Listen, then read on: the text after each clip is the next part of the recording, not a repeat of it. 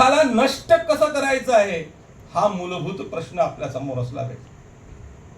इथूनच सर्व जगाच्या समस्या ज्या आहेत, जगाच्या समस्या याच आहे की जगात दुःख आहे. दुःखाचे कारण वेगवेगळे असतील, पण जगात दुःख आहे हे शाश्वत सत्य आहे.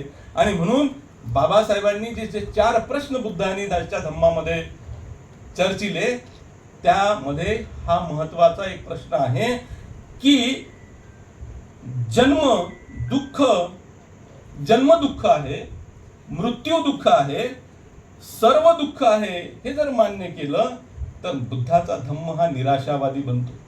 तुम्ही जन्मही दुःख आहे म्हणता, मृत्यू दुःख आहे म्हणता, आणि सर्व दुःखच आहे, जिकडे तिकडे दुःखच आहे असं जर आपण म्हणतो तर हा धम्म निराशावादी बनतो. आणि त्याला आशा केव्हा निर्माण होते?